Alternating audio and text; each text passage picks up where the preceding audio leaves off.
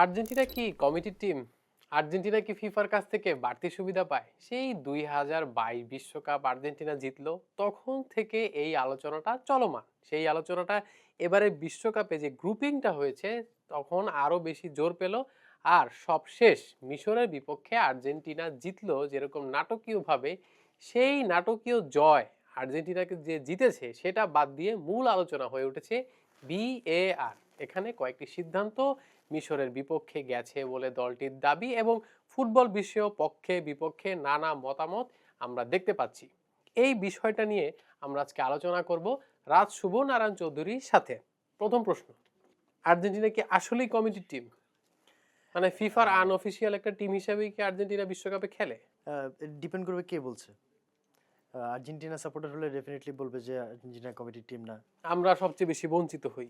হ্যাঁ, আর আর্জেন্টিনার বাইরে যে কেউ, সেটা ব্রাজিল হোক, পর্তুগাল হোক, বা অন্য আর্জেন্টিনা বিরোধী হোক, যে কেউ জার্মানি। হোক, তারা বলবে যে হ্যাঁ আর্জেন্টিনা কমিটির টিম। তো এটা ডিপেন্ড করবে কে বলছে। এটা সমর্থকের এই খোঁচাখুচি তো চলবেই। না আচ্ছা, না আপনি আমাদেরকে দর্শকদেরকে একটু বলুন যে আর্জেন্টিনাকে নিয়ে এটা কেন বলা হয়? মানে অন্য কোনো দলকে নিয়ে কিন্তু আমরা শুনি না যে অমুক কমিটির টিম। কেন আর্জেন্টিনাকে নিয়েই বলা হয়? যার অটে তার আহ, কিছু কি ঘটে? যার ওটাতে কিছু ঘটে, এখানে তার চেয়ে বড় ব্যাপার হচ্ছে আর্জেন্টিনা বিশ্বকাপ জিতেছে সর্বশেষ। সামনে এখনো বিশ্বকাপে এখনো টিকে আছে। তো এবং এই মুহূর্তে যদি আমি শুধু এই 2026 বিশ্বকাপের কথা বলি, ব্রাজিল বাদ পড়ে গেছে, পর্তুগাল বাদ পড়ে গেছে, জার্মানি বাদ পড়ে গেছে। বড় দলগুলোর মধ্যে এখন শুধু তার অল্প কয়েকটাই টিকে আছে: France, Argentina, England, Spain. France? France, Argentina, England, Spain, এই তো। তো এর মধ্যে আপনি সবচেয়ে ওয়ার্ল্ড ওয়াইড যদি সাপোর্টের দিক থেকে চিন্তা করেন, সাপোর্টের দিক থেকে চিন্তা করলে আর্জেন্টিনা, ব্রাজিল, আর এরপর হয়তো আপনার পর্তুগালই আসবে, বিকজ অফ রোনালদো। হ্যাঁ, ফ্রান্স বা স্পেন বা ইংল্যান্ড, এদের সাপোর্টার ওয়ার্ল্ড ওয়াইড। বা আমি যদি শুধু বাংলাদেশ বলি, তাহলে তো ডেফিনেটলি ব্রাজিল, আর্জেন্টিনা আর পর্তুগাল, তাই তো। অন্য দলের সাপোর্টার ঠিক অতটা। তো ডেফিনেটলি বিতর্কটা যা হবে সেটাই আর্জেন্টিনা, ব্রাজিল আর পর্তুগালকে ঘিরেই হবে। মানে মূলত আর্জেন্টিনা, ব্রাজিল, আর ওইদিকে হচ্ছে মেসি, রোনালদো। ঠিক, আর্জেন্টিনা, পর্তুগাল না, মেসি, রোনালদো। তো ওই জায়গায় এখন আর্জেন্টিনা যেহেতু এখনো টিকে আছে, মেসি এখনো টিকে আছে, সর্বশেষ বিশ্বকাপ জিতেছে। তো আর্জেন্টিনা ঘিরে বিতর্কটা বেশি হবে। আর্জেন্টিনা না জিতলে বিতর্কটা মনে হয় না হতো না। না আপনি বলছেন বিতর্কের কথা। প্রশ্নটা হচ্ছে কমিটির টিম কেন বলা হয়? একটা দল বিশ্বকাপ জিতলেই তাদেরকে কমিটির টিম কিন্তু বলা হয় না। স্পেন জিতেছে, জার্মানি জিতেছে, ব্রাজিল ২০০২ সালে জিতেছে। ইতিহাসে কোনো দল দেখুন এই যে মিশরের বিপক্ষেও দুর্দান্ত একটা কামব্যাক। এটা নিয়ে তো আপনার মূল আলোচনা হওয়া উচিত। কিন্তু আর্জেন্টিনা জিতলো, এরকম একটা কামব্যাক দিল। আলোচনা হচ্ছে সেই ভিআর নিয়ে এবং ফিফার পক্ষপাতিত্ব। এটা আর্জেন্টিনাকে ঘিরেই কেন হয়? এটা কি ওই একটা বায়াসড গ্রুপ তারাই এজেন্ডাটা তুলে দেয়? না, এটা দেখুন, আপনি 2022-এর আগে যদি আর্জেন্টিনা কমিটি টিমই হতো, মেসি তো 2006 থেকে বিশ্বকাপ খেলছে। আর্জেন্টিনা তো আরো সে 1930 থেকে বিশ্বকাপ খেলছে। তো তখন কেন আর্জেন্টিনা বিশ্বকাপ জিতেনি? বা ইনফান্তিনোকেই যদি ধরেন, ইনফান্তিনো তো ফিফা সভাপতি আর অনেক আগ থেকে, 2022 থেকে না। তার আগে কেন আর্জেন্টিনা বিশ্বকাপ জিতেনি? এই পক্ষে যুক্তি আছে যে উনি আগে মানে উনার প্রভাবটা অতটা পাওয়ারফুল ছিল না। ২২-এ কাতার বিশ্বকাপ হতে, হতে না, উনি ইনফান্তিনোর প্রভাবশালী প্রভাব হয়ে যদি গেছেন। বলেন, ইনফান্তিনোর প্রভাব তো মূলত হচ্ছে আস্তে আস্তে তিনি আফ্রিকান, এশিয়ান দেশগুলোকে না এখন যেমন ঘিরে দেখেন তার। একটা লাল কার্ডের সিদ্ধান্ত উনি বদলে দিচ্ছেন একক ক্ষমতায়। তো না, এখানে তো অনেক কিছুই না, সম্ভব। এটা তো আপনার এই জায়গায় তো ইউএস প্রেসিডেন্টের একটা প্রভাব আছে। আর আরেকটা যদি বলেন আপনি, ইনফান্তিনোর প্রভাব যদি বলেন, সেক্ষেত্রে ইউরোপিয়ান টিম যেখানে 55টা, বিশ্বে মানে উয়েফাতে সদস্য দেশ 55টা, বিশ্বকাপে সবচেয়ে বেশি গেলে ইউরোপিয়ান টিম, উয়েফার সদস্য আসে, এবার আসছে 16টা।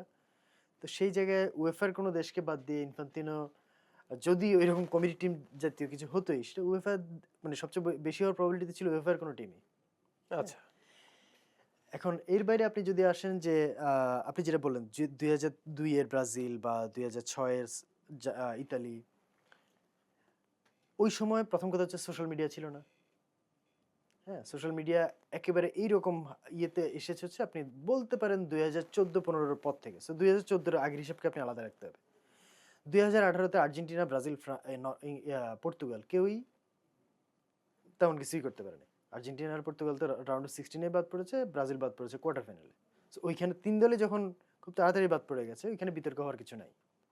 আর আছে ২০২২ ব্রাজিল বাদ পড়ে গেল কোয়ার্টার ফাইনালে, পর্তুগাল কোয়ার্টার ফাইনালে, আর্জেন্টিনা জিতে গেল।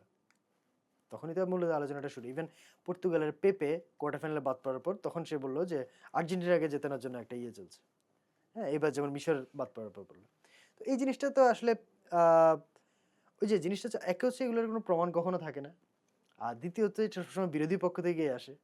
তো এই জিনিসটা আপনার আর্জেন্টিনা যদি হেরে যেত তখন আর্জেন্টিনার পক্ষ হয়তো বলতো, যেমন আর্জেন্টিনা 1990 বিশ্বকাপে এখনো কোডেসেলের কালো হাত ভেঙে দাও, গড়িয়ে দাও, ফিফা ইয়ে করেছে। তখন তো আসলে ফিফা না, মূলত রেফারিকে নিয়ে হতো। তো তখন 90 ফাইনালে হারার পর কোডেসেলে হারিয়ে দিয়েছে, এরকম একটা ব্যাপার। 2006 জার্মানির কাছে হারার পর রেফারি এবং রেফারি তাদের বিরুদ্ধে ছিল, এরকম একটা ব্যাপার ছিল যে আর্জেন্টিনার দিক থেকে দাবি উঠেছে। এই জিনিসটা তো আসলে সবসময় থাকবে। এটা অ্যাকচুয়ালি আপনি যতক্ষণ পর্যন্ত এটা ব্যান্টার ততক্ষণ পর্যন্ত ভালো, যতক্ষণ এটা যদি সিরিয়াস হয়ে যায় তখন আর জিনিসটা মজা থাকে না আর কি। আপনার যুক্তিতে আমাদের দর্শকরা কতটুকু সন্তুষ্ট হবেন সে ব্যাপারে আমরা নিশ্চিত। তবে আর্জেন্টিনার পক্ষে আমরা সন্তুষ্ট হবে হয়তো, আর ব্রাজিল আর সেটা তো পর্তুগাল গোষ্ঠী সমর্থক এরকম সন্তুষ্ট হবে দিনগুলোতে না। আপনার মতো আলোচনায় তারা বেশি বেশি শুনতে চাইবেন, পক্ষের বাতাসটা তাহলে জোরালো হবে। যাই হোক, আমরা তাহলে এই মিশর ম্যাচে ভিএআর এর যে সিদ্ধান্ত নিয়ে এত আলোচনা সমালোচনা হচ্ছে, বলা যায় ফুটবল বিশ্ব দুই ভাগে বিভক্ত হয়ে গেছে। প্রথমেই আসা যাক, যেই গোলটি বাতিল হলো তখন মিশর 1-0 গোলে এগিয়ে 58তম মিনিটে জিকো গোলটি করলেন। এবং এই গোলটির সবচেয়ে ইন্টারেস্টিং ব্যাপার হচ্ছে যে বিল্ড আপটা হয়েছিল তাদের নিজেদের অর্ধে, প্রায় কর্নার ফ্ল্যাগের কাছাকাছি জায়গা থেকে লিসান্দ্রো মার্টিনেজ তিনি একটা বলের কন্ট্রোল নিতে গিয়েছিলেন, দুইজন ডিফেন্ডারের মাঝে একটা কারাকারি হচ্ছিল, তার মধ্যে তিনি পড়ে গেলেন এবং পুরো প্রসেসটা এখান থেকে বল টেনে নিয়ে গেল মিশর, বল জালে চলে গেল, জার্সি খুলে উদযাপন হলো। এরপর কেন ভিআর টিমের মনে হলো যে সিদ্ধান্তটা আমরা একটু দেখি, মানে এই শটটা যদি, যে প্রশ্নটা অনেকেই করছেন, ওই যে আপনি বললেন যে ব্রাজিল পর্তুগাল, সে যাই হোক, যে অনেকের প্রশ্ন যে এই শটটা যদি পোস্টের বাইরে যেত তাহলে ওই ফাউলের সিদ্ধান্তটা কি ভিআরে চেক করা হতো? না, এটা হচ্ছে ভিআর এর, এই ক্ষেত্রে হচ্ছে ভিআর এর বোঝাপড়াটা খুব ইম্পর্টেন্ট। জিনিসটা হচ্ছে আপনার ভিআর কখন ইন্টারফেয়ার করবে, শুধুমাত্র যে ইনসিডেন্ট ম্যাচের প্রভাব, ম্যাচের ফলাফল চেঞ্জ করে দিতে পারে, এরকম কোনো যদি ইনসিডেন্ট হয় শুধুমাত্র তখন ভিআর ইন্টারফেয়ার করবে। ভিআর এবার কর্নারে ইন্টারফেয়ার করছে না, রেফারি যদি ভুল কর্নারের সিদ্ধান্ত নেয় ভিআর সেটা জানিয়ে দিচ্ছেন, এটা ভুল কর্নার হচ্ছে, এটা চেঞ্জ করুন। কেন করছে? কারণ কর্নার থেকে পরে আবার গোল হতে পারে, গোল হওয়ার প্রবাবিলিটি থাকে। ভিআর কেন পেনাল্টি থেকে ইন্টারফেয়ার করে? কারণ পেনাল্টি থেকে গোল হতে পারে। ভিআর কেন লাল কার্ডে ইন্টারফেয়ার করে? কারণ লাল কার্ড মানে হচ্ছে একটা দল 10 জনের হয়ে গেলে পুরো ম্যাচের রেজাল্ট চেঞ্জ হয়ে যেতে পারে, তাই তো? এটা 2018-তে যখন বিশ্বকাপ থেকে যখন ভিআর এর চালু হলো, ভিআর চালু হলো বিশ্বকাপে, তখন থেকে মূলত লাল কার্ড, পেনাল্টি আর হচ্ছে অফসাইড, এই জিনিসগুলো দেখাতো।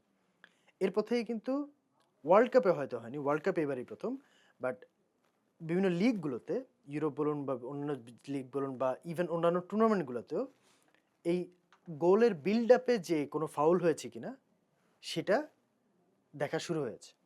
এবং এখানে একটা ইন্টারেস্টিং, এবং এটার রিজনটা কি, আপনি যেমন কালকে লিসান্ড্রো মার্টিনেজের যেটা ফাউল, প্রথম কথা হচ্ছে এটা ফাউল কি ফাউল না সেটা নিয়ে বিতর্ক আছে, এটা পার্সেন্ট টু পার্সেন্ট ভ্যারি করবে, কারো কাছে মনে হবে ফাউল না, কারো কাছে মনে হবে ফাউল। আপনাকে একটু যোগ করতে চাচ্ছি যে এখানে এই লিসান্দ্রো মার্টিনেজের কথা বললেন, সাধারণত বিশেষ করে আর্জেন্টিনা পিছিয়ে আছে, এই ফাউলটা করার পর পর তিনি মাটিতে লুটিয়ে পড়েছেন, কিন্তু তিনি কিন্তু ফাউলের আবেদন করেননি। এবং মিশর যখন অ্যাটাকটা কন্টিনিউ করলো, আর্জেন্টিনার একজন খেলোয়াড়কেও রেফারির দিকে যেটা করেন হাত ইশারা করে, কেউ ফাউলের জন্য আবেদনও করেননি। হুম, রেফারি, প্রথম কথা হচ্ছে ভিআরে কেন আবেদন করতে হবে? ভিআর না, ফাউলের। ফাউলের আবেদন কেন করতে হবে? সচরাচর তো দেখা যায় একটা না। ফাউল হলে যখন ওটা নিয়ে কাউন্টার করে, হুম। তো রেফারির মানে এই ক্ষেত্রে কি মনে হয় না যে রেফারির প্রতি নির্দিষ্ট কোনো ইনস্ট্রাকশন ছিল? না, এখানে আপনার জিনিসটা হচ্ছে পেনাল্টি ছাড়া কয় জায়গায় আপনি ফাউলের ক্ষেত্রে খুব কড়া ফাউল বা কার্ড দেখানোর মতো ফাউল না হলে, বা আপনি যদি ধরেন সে কোন সময় প্লেয়াররা, অপোনেন্ট প্লেয়াররা বেশি আবেদন করে, সে একজন প্লেয়ার হলুদ কার্ড আছেন, সে একটা ফাউল করলেন, যে টাইপেরই ফাউল, তখন যে আবেদন করে কেন? কারণ তাহলে হলুদ কার্ড রাখতে গেলে তার লাল কার্ড হয়ে যাবে, পেনাল্টির ক্ষেত্রে আবেদন করে। আদারওয়াইজ ভিআর আপনি আবেদন করার তো কোনো রিজন নাই, কারণ হচ্ছে ভিআর মনিটরে ওই ম্যাচটা কন্টিনিউয়াসলি দেখা হচ্ছে এবং যে কোনো ডিসিশন ভিআর সেখানে, যদিও যেটা বললাম ম্যাচে প্রভাব ফেলার মতো ডিসিশন হয় সেক্ষেত্রে ভিআর ইন্টারফেয়ার করবে, আদারওয়াইজ করবে না। আপনার প্রথম কোশ্চেন যেটা ছিল, যদি এই শটটা গোলে না যেত, গোলে না গেলে ভিআর ইন্টারফেয়ার কোনো রিজন ছিল না, কারণ এটা ম্যাচে ইম্প্যাক্ট ফেলার মতো কিছু ছিল না তখন। কিন্তু যখনই এটা গোল হয়ে গেছে তখন আপনাকে ইন্টারফেয়ার করতে হবে, কারণ যদি আপনি ওখানে ফাউল হয়ে থাকে এবং আপনি ফাউল না দেন, তার মানে হচ্ছে আপনি অপোনেন্ট টিমের প্রতি একটা ডিসসার্ভিস করতেছেন। অপোনেন্ট টিমকে অপোনেন্ট টিম তখন জাস্টিস পাচ্ছে না। কারণ ফাউল হয়েছে কি হয়নি সেটা নিয়ে আপনার অনেক ডিসকাশন থাকতে পারে। আমার কাছে মনে হয়েছে ফাউল হয়েছে, আপনার কাছে মনে হতে পারে ফাউল হয়নি। কিন্তু যেহেতু তার ফাউলের সিদ্ধান্ত সবসময়ই এমন। মানে এমন কেউই সো একমত এটা নিয়ে হবে আমি না। আর ডিবেটে যাচ্ছি না।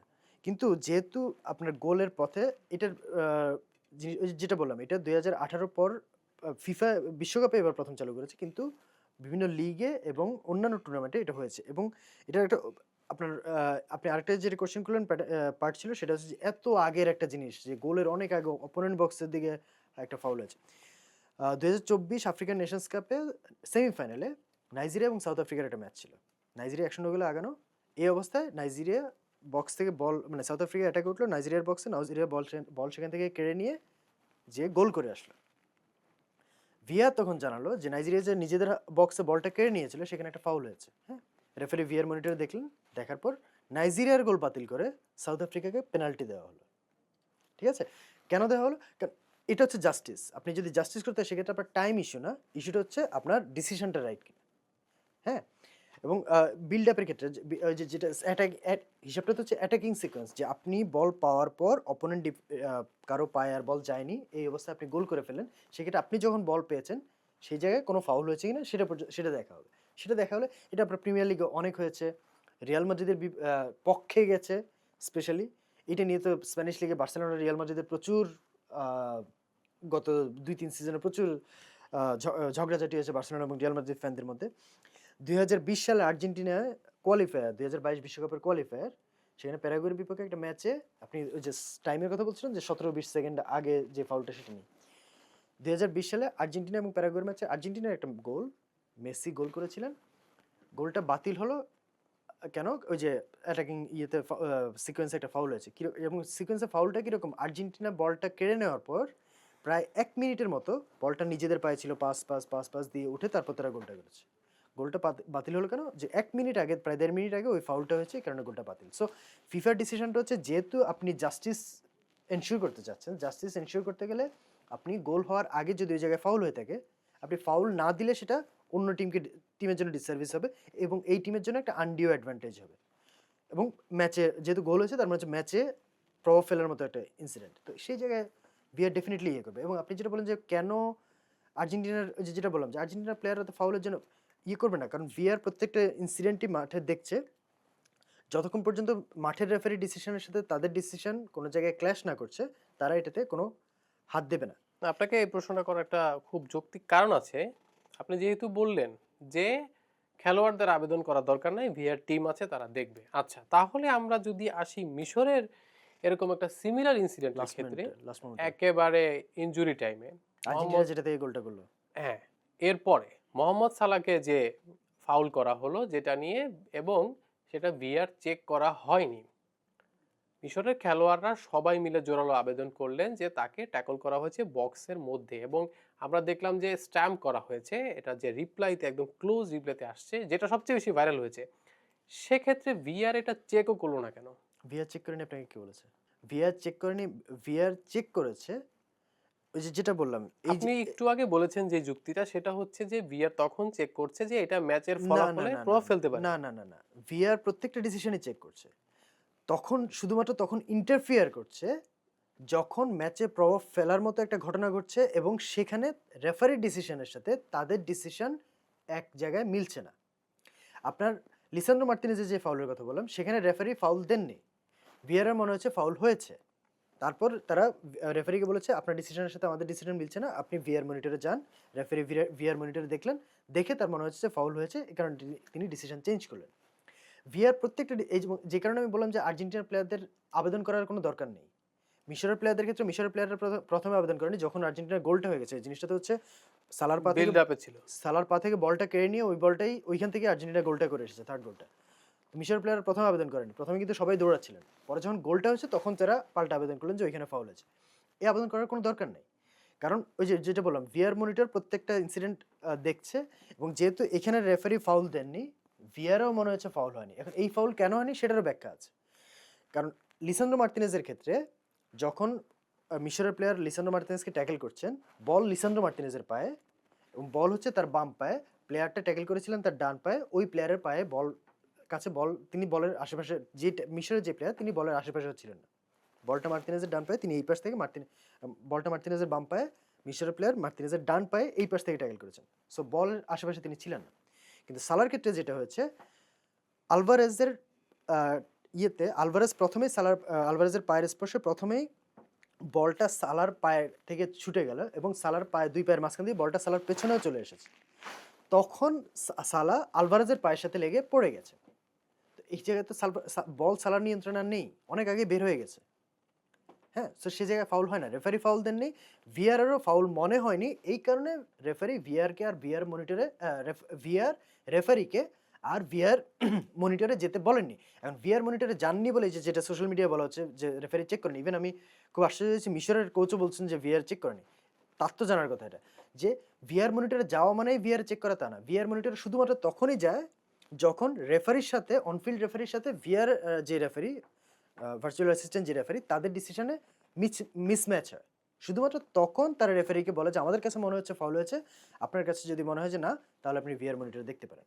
আদারওয়াইজ যদি দুই পক্ষের ডিসিশন হয় তখন তো ভিআর মনিটরে এর আগে হামদি ফাতিকে ম্যাক আলিস্টার পেছন থেকে টেনে ধরেছিলেন, ওইটা নিয়েও অনেক আলোচনা হচ্ছে। ওইটা একই ঘটনা হয়েছে যখন সালার ইয়েটা হলো। এখন জিনিসটা হচ্ছে, জার্সি টেনে ধরা অবশ্যই ফাউল হওয়ার মতো ব্যাপার, কিন্তু পেনাল্টির ক্ষেত্রে আপনি মাঠের অন্য কোনো জায়গায় যখন জার্সি টেনে ধরেন, সব জায়গায় কিন্তু ফাউল হয় না। আপনি ধরুন আপনার পায়ে বল, ধরুন অন্য পাশে একজন দৌড়াচ্ছেন, আমি আপনাকে টেনে বল নিয়ে দৌড়াচ্ছেন, আমি আপনাকে টেনে জার্সি টেনে ধরে রাখলাম। এই জায়গায় রেফারি ফাউল দেবেন না। কেন? কারণ বল আপনার কাছে না, আপনি যেখানে টাসলটা হচ্ছে বল সেখানে না, বল অন্যদিকে চলে যাচ্ছে। হ্যাঁ, আমরা বলের ট্র্যাজেক্টরিতে নেই, বল আমাদের কাছে আসার কোনো সুযোগ নেই ওই জায়গাটায়। এবং পেনাল্টির ক্ষেত্রে এই জিনিস, পেনাল্টি বক্সে হলে সেটা আরেকটু, পেনাল্টির ক্ষেত্রে যেটা, যেমন ধরুন আপনি এক দলের প্লেয়ার, আমি আরেক দলের প্লেয়ার, আমার বক্সে আপনারই টিমের অন্য একজন বল নিয়ে ঢুকেছেন, তিনি বলে শট নিচ্ছেন বা কিছু একটা, আমি এই জায়গায় ধরুন আপনার সাথে আমার ঝগড়াঝাটি মারামারি হয়ে যাচ্ছে, রেফারি আমাকে লাল কার্ড দিতে পারেন। কিন্তু রেফারি এটার জন্য, অ্যাজ লং এজ আমরা ওই বলের সাথে বা ওই অ্যাটাকিং ইয়ের সাথে কোনোভাবে ইনভলভ না, বল আমাদের কাছে আসার কোনো, সে বল ওইদিকে আমরা এইদিকে, আমাদের কাছে বল আসার কোনো সুযোগ নেই, সেই জায়গায় আমরা যাই করি সেটার জন্য পেনাল্টি হবে না। রেফারি আমাকে লাল কার্ড দিতে পারেন, আমি যদি আপনার সাথে মারামারি করি বা ইয়ে করি, রেফারি আমাকে লাল কার্ড দিতে পারেন, কিন্তু সেটার জন্য পেনাল্টি দেবেন না। হ্যাঁ, এই জিনিসটাও ঠিক তাই হয়েছে। ম্যাকলিস্টারের সাথে জার্সি টেনে ধরেছেন, কিন্তু ওই অবস্থা ততক্ষণে ওই যে সালার পা থেকে বল টেনে নিয়ে আর্জেন্টিনার কাউন্টার অ্যাটাক শুরু হয়ে গেছে। ওই জায়গাতে পেনাল্টি হওয়ার কোনো রিজন নেই, কারণ ওই প্লেয়ারের পায়ে বল যাওয়ার কোনো রিজনই নেই। হ্যাঁ, তো এই জায়গায় এই জিনিসগুলো হচ্ছে আপনি বিতর্ক করতে পারেন, এবং বাট ওই যে ভিআর কখন কাজ করে, কিভাবে কাজ করে এবং কেন কাজ করে, ওই জায়গাটা হচ্ছে, হ্যাঁ ফাউল হয়েছে কি হয়নি সেটা নিয়ে আপনার বিতর্ক থাকতে পারে। কিন্তু ভিআর, ওই যে মেসি টাকা দিয়ে কিনে নিয়েছেন বা ফিফা একটা ইনস্ট্রাকশন দিয়েছে, খুব ভাইরাল ভিডিও আছে ইনস্টাগ্রামে, ফেসবুকে দেখা যে যাচ্ছে মেসি কেপ ভার্দের বিপক্ষে গোলের পরে এতগুলো বান্ডিল টাকা চুপ করে দিয়ে দিল। হ্যাঁ মানে কল্পনার জগৎ মানুষের কত এবং প্রসারিত হতে পারে। কোন জায়গায় নিয়ে গেছে ভিডিওতে, এআই তো করবেই, কিন্তু মানে কেউ একজন এটা যে বানিয়েছে সে সত্যি বিশ্বাস করে বসে আছে যে এইরকম লেনদেন হয়। হ্যাঁ, তো ওইটা মানে জিনিসটা হচ্ছে, আপনি ফাউল হয়েছে কি হয়নি, যে সালার এটা ফাউল কি ফাউল না, লিসান্ড্রো মার্টিনেজের এটা ফাউল কি ফাউল, এটা নিয়ে একটু বিতর্ক করতে পারেন। কিন্তু ওই যে ভিআর কাজ করেনি, ভিআর এখানে চোখ বন্ধ করেছিল, ভিআর এরা আবেদন করেনি বলে কাজ করেনি, এই জিনিসটা আসলে বিতর্কটা অর্থহীন আর কি। আচ্ছা, ঠিক আছে, আপনার যুক্তি আমরা শুনলাম। আশা করি দর্শকরাও এই ব্যাপারে হয়তো আপনার সাথে একমত হবেন, কারণ আপনি যথেষ্ট সুন্দরভাবে আমাদেরকে বোঝানোর চেষ্টা করেছেন। এবার আপনার কাছে আসি আরো গুরুত্বপূর্ণ প্রশ্ন। আর্জেন্টিনা, পেনাল্টি, সহজ গ্রুপ, এই সব মিলেমিশে একাকার হয়ে গেছে কেন? এই বিশ্বকাপে আসলেই আমরা দেখি যে আর্জেন্টিনার, আমরা আরেকটি আলোচনা করেছিলাম যে আর্জেন্টিনা বিপদে থাকলেই রেফারি একটা পেনাল্টি দিয়ে দেন কিনা, আমরা বলিনি দেয়। গতকালকের ম্যাচে দেখলাম, এবং আনফরচুনেটলি মেসি আবারও পেনাল্টি মিস করেছেন। অদ্ভুত একজন খেলোয়াড়, ওইভাবে গোল করেন, পেনাল্টি মিস করেন। যাই হোক, মূল আলোচনা হচ্ছে যে এই যে সহজ গ্রুপের আলোচনা 2022-এ ছিল, সহজ একটা রুট দিয়ে দেওয়া হয় আর্জেন্টিনাকে, পেনাল্টি দিয়ে দেওয়া হয়, এই আলোচনাগুলোও বারবার ফিরে আসে কেন? আচ্ছা, কারণ হচ্ছে জিনিসটা হচ্ছে, এই আলোচনাটা যেটা বললাম 2022 থেকে আসছে, কারণ আর্জেন্টিনা তখন জিতেছে। হ্যাঁ, এবং জয়ী দলের না, এটা কিন্তু এই গ্রুপ পর্ব থেকেই শুরু, যে এই যে পেনাল্টির আলোচনা, পেনাল্টির আলোচনাটাতে আসছি। এবং যেটা বললাম যে আর্জেন্টিনা তখন জিতেছে, এবং জিতেছে বলেই 2022 থেকে এই আলোচনাটা বেশি আসছে। এখন এবারও গ্রুপ স্টেজে আসছে, যেহেতু আর্জেন্টিনা আগের বারে চ্যাম্পিয়ন এবং মেসি আছে, মেসির কারণে যে মেসি রোনালদো ডিবেট থেকে শুরু করে প্লাস আর্জেন্টিনা ব্রাজিল মূলত তো লড়াইটা তো মূলত এই আর তিনটা ব্রাজিল গ্রুপে। সমর্থকদের আরেকটা কারণ আছে, যেহেতু তারা এত বছর বিশ্বকাপ জিতে পারছে না, আর্জেন্টিনা এখন জিতে গেছে। আপনি সহজ গ্রুপের কথায় যদি আসি, বা সহজ রাস্তায়, যে এখন পর্যন্ত আর্জেন্টিনা একেবারে সহজ রাস্তা পেয়ে উঠে যাচ্ছে, এটার একটা পাল্টা যুক্তি তো আছে যে আর্জেন্টিনা যে কেপ ভার্দে থেকে বললো, কেপ ভার্দেতে পাওয়ার কোনো রিজন ছিল না, উরুগুয়ে উঠতে পারেনি বলে। এখন উরুগুয়ে তো উঠতে পারেনি, সেটা তো আর্জেন্টিনা দেয় না। বা মিশরের সাথে যে গেল, মিশরের সাথে এটা তো ইরানও হতে পারতো, অথবা পর্তুগাল আগে ভাগে বা বাদ হয়ে গেছে হ্যাঁ, ওই বা গ্রুপ পর্তুগাল, চ্যাম্পিয়ন না হয়ে, বা পর্তুগাল আগে ভাগে বাদ পড়া তো সেটা বাদ পড়েছে। পর্তুগাল তো যদি লাস্ট ম্যাচটাতে জিততো বা গ্রুপ কঙ্গোর সাথে চ্যাম্পিয়ন ম্যাচে হতো। গ্রুপ চ্যাম্পিয়ন হলে, তারা এই পাশেই থাকতো। হ্যাঁ, তাহলে কোয়ার্টার ফাইনালে আর্জেন্টিনা ভার্সেস পর্তুগাল হওয়ার একটা চান্স ছিল। যাই হোক, সেটা তো আর্জেন্টিনা নিশ্চয়ই পর্তুগালকে বলেনি তোমরা বাদ পড়ে যাও বা ম্যাচ ড্র করো। আর আপনি যদি সহজ রাস্তা বলেন, আমি একটু আগে এটা নিয়ে দেখছিলাম যে এই আলোচনাটা কেন হচ্ছে বা কি। এই শতাব্দীতে যতগুলো বিশ্বকাপ হয়েছে, আমি একটা একটা করে যদি আসি, 2002 ব্রাজিল চ্যাম্পিয়ন হলো। হ্যাঁ, ব্রাজিল সেমিফাইনাল খেলেছে তুরস্কের সাথে, ঠিক আছে? গ্রুপে ছিল তুরস্ক, Costa Rica, China. Round of 16 Belgium, Belgium mind you, Belgium কিন্তু এখনকার বেলজিয়াম ছিল না, বেলজিয়াম ব্রাজিল ওয়ে, সমর্থকদের একমাত্র গর্বের জায়গা শেষ 2002 বিশ্বকাপ, আপনি হ্যাঁ সেটাতেও এখন এক্স্যাক্টলি, এবং সেটা শুধু ব্যাপারটা ব্রাজিল না, ইন্টারেস্টিংলি বেলজিয়াম রাউন্ড অফ 16 এবং বেলজিয়াম মাইন্ড ইউ, বেলজিয়াম কিন্তু এখনকার না বেলজিয়াম না, না অনেক উইকার একটা বেলজিয়াম। কোয়ার্টার ফাইনালে ইংল্যান্ড, ওকে ফাইন, কিন্তু সেমিফাইনালে এসে আবার তুরস্ক। ওই বিশ্বকাপের চমক তুরস্ক, এই বিশ্বকাপের চমক যেমন কেপ ভার্দে বা এরকম। তো তাহলে আপনি যদি ওইভাবে শেষ করেন, তাহলে তো কোনো দল চমক দেখানোই যেত না। চমক দেখালে যদি আপনার মনে হয় যে ছোট দল কেন সামনে উঠে আসছে, ওইটা যদি অপোনেন্টের জন্য একটা, যে আর্জেন্টিনা কেপ ভার্দের বিপক্ষে খেলছে, কেন কেন খেলতে তার মানে আর্জেন্টিনা সুবিধা পাচ্ছে, তাহলে তো সেম আর সেম লজিকে ব্রাজিল কেন তুরস্কের সাথে খেলে, আমরা, সেটাও হ্যাঁ সেমিফাইনাল। এটা তো আপনি বলছেন। এখন আর আসেন, তখন কিন্তু বড় দল এবং ছোট দলগুলোর অনেক ব্যবধান ছিল, এই 2026-এ সে ব্যবধান অনেক কমে অনেক এসেছে। কমে গেছে, যেহেতু প্রযুক্তি বলুন, গ্লোবালাইজেশনের কারণে বলুন, প্লেয়াররা এক একজন এক এক জায়গায় খেলে, সবাই চিনে।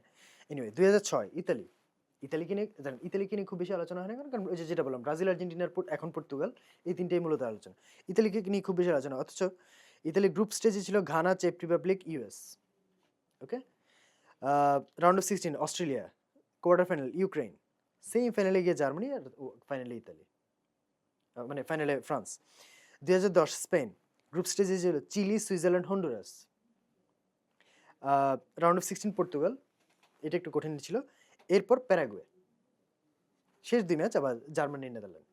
ওকে, 2014 জার্মানি, গ্রুপে ছিল US, Portugal, Ghana. Portugal group স্টেজে বাদ পড়েছিল সবাই। Okay, round of 16 Algeria, quarter final France. France কিন্তু 2018-এর আগের ফ্রান্স, মানে 2006 থেকে 2018 এই মাঝখানে যে ফ্রান্সটা, দ্বিতীয় ফ্রান্স কিন্তু দেশম খুবই, কোচ হওয়ার আগে হ্যাঁ খুবই দলটা। উইক একটা টিম ছিল। এনিওয়ে কোয়ার্টার ফাইনালে ছিল ফ্রান্স, এরপর গিয়ে ব্রাজিল আর আর্জেন্টিনা ফাইনালে। এই তুলনায় 2018-র ফ্রান্সকে, যে ফ্রান্স বিশ্বকাপ যেটার পথে, একটু কম্পারেটিভলি টাফ চ্যালেঞ্জ বলতে পারেন। স্টিল গ্রুপ স্টেজে ছিল Denmark, Peru, Australia. Round of 16 Argentina, যেটা হচ্ছে 4-3-এর সেই ম্যাচটা। এরপর হচ্ছে উরুগুয়ে। হ্যাঁ, উরুগুয়ে তখন একটু শক্ত টিমই ছিল, সুয়ারেজ, ফোরলান্দের উরুগুয়ে, যদি কাভানি। সরি সুয়ারেজ এবং কাভানির উরুগুয়ে, ফোরলান্দ ছিল না তখন। এরপর বেলজিয়াম, তারপর ক্রোয়েশিয়া। এখন ক্রোয়েশিয়ার সাথে ফাইনালে খেলে, আপনি যদি ওই লজিকে যান, ক্রোয়েশিয়া ওইবারই প্রথম ফাইনালে উঠলো, তাহলে তো ক্রোয়েশিয়া চমক দেখিয়ে ফাইনালে ওঠার মানে হ্যাঁ, আর ফাইনালে চান্স, তো একটা দল এমনি এমনি যায় না, যোগ্যতা দিয়েই। ওয়ার্ল্ড কাপে একটা দল এমনি এমনি আসে না, সেও কোয়ালিফায়ার খেলেই আসে, তার ইয়ে থেকে সে রাউন্ড অফ 16 যে দলটা উঠছে সেটা গ্রুপ পেরিয়েই আসছে, তাই না? এখন তো শেষ আটে যেই কয়টি দল আছে সবাই শিরোপা জেতার দাবিদার। চাবিদার, তো সেই জায়গায় আপনি যদি বলেন যে কেন এই দল, কেন ওই দল না, এটা খুবই মানে, এটা ওই যে যেটা বললাম, হাস্যকর লজিক ব্যান্টারের জন্য ঠিক আছে, কিন্তু আপনি যদি সিরিয়াসলি বলেন, তখন জিনিসটা আসলে আর মানে খুব লজিক হয়ে যায় আর কি। কারণ এটা ওই যে যেটা বলেন, তাহলে তো ব্রাজিলের ক্ষেত্রে ওই লজিকটা তাহলে চলে আসে, যে ব্রাজিল আর্গুমেন্ট চলে আসে, ব্রাজিল তাহলে বেলজিয়াম, তুরস্ক 2002 বিশ্বকাপ, তাহলে ব্রাজিল কি খুব সহজ রাস্তা পেয়ে গেছে? রিভালদোর একের পর এক পেনাল্টি পাওয়ার, ডাইভ নিয়ে অনেক বিতর্ক আছে। তখন এই সোশ্যাল, অংশটা ব্রাজিল সমর্থকরা মিউট করে রাখতে পারেন। আমি ব্রাজিল আনছি কারণ আর্জেন্টিনা, যেহেতু আর্জেন্টিনা এবং ব্রাজিলের মধ্যে মূলত লড়াইটা, বা আর্জেন্টিনা এবং পর্তুগালের মধ্যে মূলত লড়াই। পর্তুগাল যেহেতু বিশ্বকাপ খুব বেশি ভালো কিছু করতে পারে না, পর্তুগাল সেখানে সে কারণে ইরেলেভেন্ট হয়ে যায়। বাট সো ওই যে ব্রাজিলের ক্ষেত্রে এই জিনিসটা আসবে। তো এই জিনিস, এই তর্কগুলো করতে চাইলে, যে যেটা বললাম, 2002 থেকে এই পর্যন্ত প্রায় প্রত্যেকটা দলে যারা বিশ্বকাপ জিতেছে, তার প্রত্যেকটা দলই এরকম মোটামুটি সহজ রাস্তা পেয়েই, সহজ রাস্তা বলতে গেলে আপনি যদি বলতে চান সেভাবে বলতে পারেন। তো এইটা আসলে আলোচনাটা উঠে, যেটা বললাম, এখন আর্জেন্টিনাকে আলোচনাটা উঠছে, কারণ হচ্ছে 2002 যখন ব্রাজিল খেলেছে, তখন সোশ্যাল মিডিয়া ছিল না, বা তখন এরকম ছিল না। আর পেনাল্টি নিয়ে যে আলোচনাটা মূলত আসছে ভিআর আসার পর। ভিআর আসার পর পেনাল্টির রেট বেড়ে গেছে প্রতিটা টুর্নামেন্টে। 2018 থেকে আপনি যদি দেখেন 2018 থেকে 2018-র আগে প্রতি বিশ্বকাপে যত পেনাল্টি হতো 2018 থেকে পেনাল্টির রেট অনেক বেড়ে গেছে, যেটা ওই যে আমরা ক্রিকেটের ক্ষেত্রে বলি যে ডিআরএস আসার পর এলবিডব্লিউ এর ক্ষেত্রে একটা চেঞ্জ এসেছে, সেম উইথ পেনাল্টি। ভিআর আসার পর পেনাল্টির ক্ষেত্রে চেঞ্জ এসেছে। এখন আর্জেন্টিনার মতো ব্রাজিল, আপনি আর্জেন্টিনা পেনাল্টি বলছেন, ব্রাজিল যদি এই টুর্নামেন্টগুলোতে অনেক দূর যেত, ব্রাজিলের পেনাল্টির রেট আরো হয়তো বেশি হতো। কেন? কারণ হচ্ছে আর্জেন্টিনা বা ব্রাজিল যেভাবে খেলে তারা অনেক ড্রিবল করে, বক্সের ভিতরে গিয়ে ড্রিবল করে, এবং ড্রিবল খেললে আপনি যখন উইথ পেস উঠে যাচ্ছেন, অপোনেন্ট আপনাকে উইথ পেস কাউন্টার দিচ্ছে। কিন্তু আপনি যখন ড্রিবল করে উঠছেন বা বক্সের ভিতরে ড্রিবল করছেন, অপোনেন্ট হয়তো পা বাড়াতে গেলে আপনি এক পায়ে ড্রিবল করে অন্য পায়ে নিয়ে গেলেন, হয়তো আপনার অন্য পায়ে বল যে পায়ে সেই পায়ে জায়গায় অন্য পায়ে ট্যাকেল করে বসলো, পেনাল্টি। তো যারা ড্রিবল করে খেলে তাদের ক্ষেত্রে পেনাল্টি পাওয়ার রেটটাও বেশি হবে, খুবই স্বাভাবিক। এবং ইন্টারেস্টিং হচ্ছে আপনি বলছেন আর্জেন্টিনা পেনাল্টি বেশি পাচ্ছে, 2018 থেকে ভিআর আসার পর থেকে এই পর্যন্ত ফ্রান্স 6টা পেনাল্টি পেয়েছে, আর্জেন্টিনা 6টা পেনাল্টি পেয়েছে সবচেয়ে বেশি। তো শুধু আর্জেন্টিনা পেনাল্টি পাচ্ছে ব্যাপারটা এমন না, ব্যাপারটা হচ্ছে যেটা বললাম, যারা পেনাল্টি বক্সে বেশি ঢুকবে, যারা ড্রিবল করে ফ্রান্স বেশি করে, ন্যায্যভাবে পায় আর আর্জেন্টিনা আর্জেন্টিনা অনেক ফিফা উপহার ফিফার দেয়। উপহার হিসেবে পায়, এটা বলতে পারেন। বাট ওই যে যেটা বললাম, স্ট্যাট সেটা সাপোর্ট করে না আর কি। আর গ্রুপ স্টেজে সহজ রাস্তার কথা বললাম, সেটা তো 2000, সহজ রাস্তার কথা যেটা বললেন সেটা তো 2002 বিশ্বকাপ থেকে এখন পর্যন্ত বলে যে যারা বিশ্বকাপ জিতেছে সবাই সহজ রাস্তা পেয়ে উঠেছে। এখন আর্জেন্টিনাকে নিয়েই কেন বিতর্কটা বেশি? আমার কাছে একটা মনে হয় যে এই জায়গায় যদি ধরেন 2022-এ ব্রাজিল চ্যাম্পিয়ন হতো, তখন হয়তো আর্জেন্টিনার দিক থেকে বলা হতো যে ব্রাজিল ফিফার কাছ থেকে সুবিধা পাচ্ছে। বা 2026-এ এখন যদি পর্তুগাল চ্যাম্পিয়ন হতো, আর্জেন্টিনা বা ব্রাজিলের দিক থেকে হয়তো আসতো না, আর্জেন্টিনার দিক থেকে যেহেতু মেসি ভার্সেস এটা রোনালদো। সম্ভবত সময়েরও একটা প্রভাব। এখন তো সবকিছুতে একটা বিভাজন এবং অন্যের সাফল্যে একটু হিংসা আমাদের বেশি জেগে ওঠে। সেটা হ্যাঁ, এটা একটা কারণ। দেখুন ওই যে আর্জেন্টিনা কারণ ফিফার আপনি কাছ থেকে ২০০২ সালে কথা বলেন। আমার মনে আছে ওই সময় আর্জেন্টিনার সমর্থকরাও কিন্তু অভিনন্দন জানাতেন। ব্রাজিল ও জানিয়েছেন ওই সময়।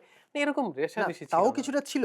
তাও কিছু এখন আর্জেন্টিনার এবার আর্জেন্টিনা সমর্থকদের এবার বলার মতো গলা ছিল না, কারণ আর্জেন্টিনা গ্রুপ স্টেজে বাদ পড়ে গেছে। হ্যাঁ, ওই জায়গায় চ্যাম্পিয়ন হওয়া দলের বিপক্ষে আপনি সমর্থনের কথা বলতে পারেন না। প্লাস তখন সোশ্যাল মিডিয়া যেহেতু ছিল না, আপনার আলোচনাটা হয়তো নির্দিষ্ট গণ্ডিতেই সীমাবদ্ধ ছিল। সোশ্যাল মিডিয়াতে আমি যদি একটা স্ট্যাটাস ভাইরাল হয়ে যায়, সেটা তো সবাই আলোচনা করবে। ওইটা আর আমার গণ্ডিতে সীমাবদ্ধ থাকছে না। এটা হচ্ছে সোশ্যাল মিডিয়ার প্রভাব। আর ওই যে যেটা বললাম যে শুধু আর্জেন্টিনাকে নিয়ে বিতর্ক কেন? আর্জেন্টিনা নিয়ে বিতর্ক কারণ আর্জেন্টিনা এখন জিতছে, জিতে চলেছে। আর্জেন্টিনা 2022-এর আগে জিতেনি, তখন আর্জেন্টিনাকে নিয়ে এই বিতর্ক ছিল না। ওই জায়গায় ব্রাজিলও জিতেনি বলে, ব্রাজিল আর্জেন্টিনা বা পর্তুগালও জিতেনি বলে, ব্রাজিল আর্জেন্টিনা পর্তুগাল কোনো পক্ষ থেকেই ওই আলোচনাটা খুব বেশি আর আসেনি। হ্যাঁ, যেহেতু 2022-এর পর আর্জেন্টিনা জিতেছে, এখন ব্রাজিল এবং পর্তুগাল ওই দিক থেকে হয়তো আলোচনাটা আসছে। এই জায়গায় যদি আর্জেন্টিনার জায়গায় ব্রাজিল চ্যাম্পিয়ন হতো, তখন হয়তো আর্জেন্টিনার দিক থেকে আসতো যে ব্রাজিল সুবিধা পাচ্ছে। এবং আপনি তো এভাবে পিন পয়েন্ট করতে চাইলে ম্যাচের ছোট ছোট মোমেন্ট অনেক পিন পয়েন্ট করতেই পারেন। তো এটা মানে কালকে যেমন আপনার মিশরের 17 নম্বর জার্সি আলভারেজের উপর একটা ফাউল করেছে, যেটা আমরা মেসির ক্ষেত্রে যে মেসি আলজেরিয়ার বিপক্ষে ম্যাচে একটা যে ফাউল করেছিলেন, যেটা রেফারি দেখেননি, হ্যাঁ, কার্ডও দেননি, শুধু ফাউল দিয়েছে। কালকে ওই রকম একটা ট্যাকেল মিশরের 17 নম্বর আর্জেন্টিনার নাম্বার 9-এর উপরে করেছেন। তো সেটা নিয়ে আর্জেন্টিনার সমর্থক গোষ্ঠী কিন্তু অলরেডি শুরু করে দিয়েছেন যে এটা তো রেফারি দেখলেন না, এটা তো তারাও অলরেডি এখনো যে আমাদের উপর জুলুম করা হচ্ছে, এই ধরনের আর্জেন্টিনার সমর্থক গোষ্ঠী এখনো আমাদের উপর জুলুম করা হচ্ছে, এই ধরনের একটা আলোচনায় আছেন। যদি আর্জেন্টিনা ম্যাচটা হেরে যেত, আমি প্রিটি শিওর আর্জেন্টিনা সমর্থক গোষ্ঠীর এই আওয়াজ আরো কয়েক গুণ বেশি হতো অবশ্যই। যে এই ফলটা দেন, এই ফলটা এইটা। তো সেম উইথ আপনি পেনাল্টির কথা বলছেন, ব্রাজিল নরওয়ের সাথে 2টা পেনাল্টি পেল, সেকেন্ড পেনাল্টি নিয়ে অনেক বিতর্ক আছে। ওই ম্যাচ যদি ব্রাজিল না, জিতে, এখানে ব্রাজিলকে টেনে আনাটা আনফেয়ার হয়ে যাচ্ছে। আমরা না না আর্জেন্টিনাকে থাকি। পর্তুগাল একটা দল বিদায় নিয়েছে, পর্তুগালকেও টেনে আনছে ওয়েট।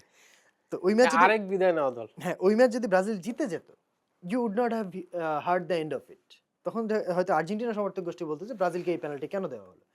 পর্তুগাল বিদায় নিয়েছে, কিন্তু পর্তুগাল ক্রোয়েশিয়ার সাথে যে ম্যাচে যে ক্রোয়েশিয়া যে গোলটা ওয়ার্ল্ড বাতিল হলো, কাপের অন্যতম কন্ট্রোভার্সিয়াল সিদ্ধান্ত control- ছিল। তো ওইটা যদি পর্তুগাল এখন টিকে থাকতো, ওই ডিসিশন নিয়ে আলোচনা এখনো হতো।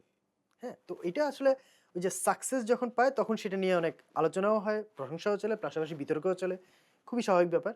আর্জেন্টিনা গত বিশ্বকাপ জিতেছে বলে এখন আর্জেন্টিনাকে নিয়ে আলোচনাটা বেশি হচ্ছে, এটা ব্রাজিল হলে বেশি হতো। কিন্তু গত বিশ্বকাপ যদি আবার ফ্রান্স জিতে, ফ্রান্সে তো গত বিশ্বকাপ ফাইনালে তো ফ্রান্স 2টা পেনাল্টি পেয়েছে, সেটা নিয়ে একটা আলোচনা হচ্ছে না।